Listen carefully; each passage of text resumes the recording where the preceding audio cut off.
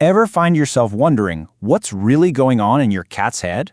Well, today we're diving into the 7 key signs that your indoor cat might just be bored, and most importantly, we'll talk about what you can do to help. So, does this sound at all familiar? You know, that sudden, chaotic sprint across the living room in the middle of the night? Or maybe those long, quiet moments where they just stare at a blank wall. These might seem like just quirky cat things, but a lot of the time, they're pointing to something much bigger. It's so easy to look at a cat sleeping all day and just think, they're just being lazy.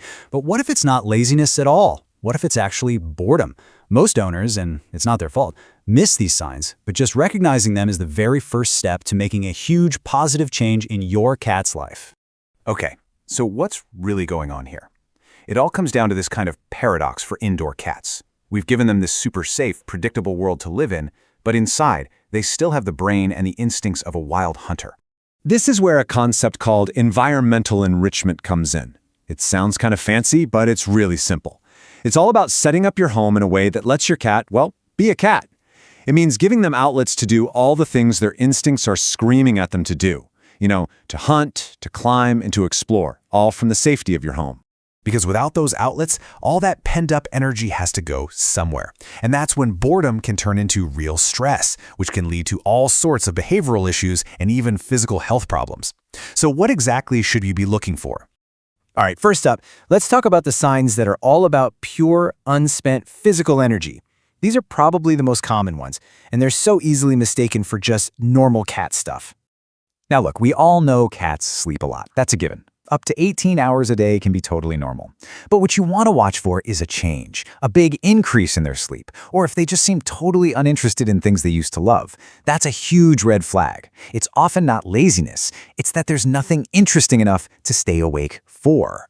And then, on the complete opposite end of the spectrum, we have the classic zoomies. You know what I'm talking about. Those wild, frantic bursts of energy, especially late at night.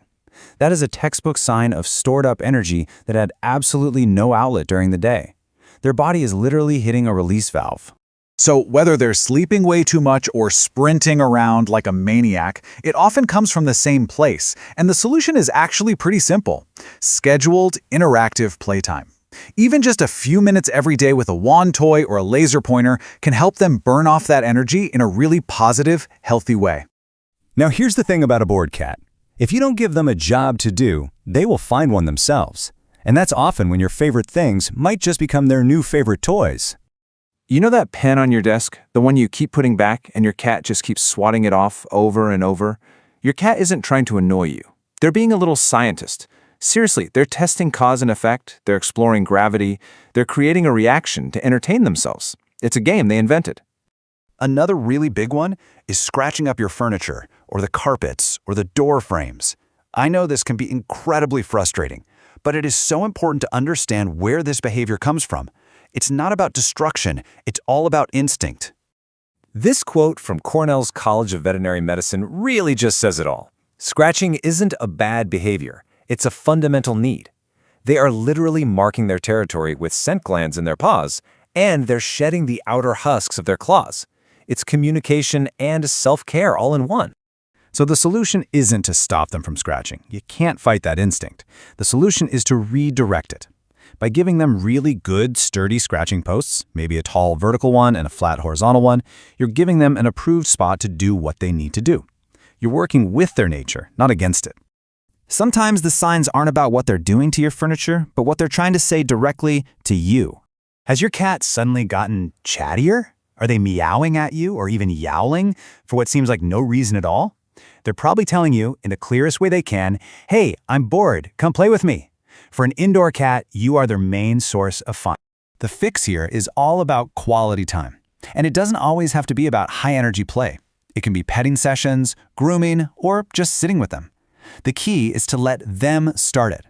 When they come to you looking for attention, they're asking for that connection. And meeting that need really strengthens your bond and eases their boredom. Okay, now we're going to touch on some signs that can pop up when that boredom has been around for a while and starts to turn into chronic stress. These can be a little more serious. Cats are naturally very clean, right?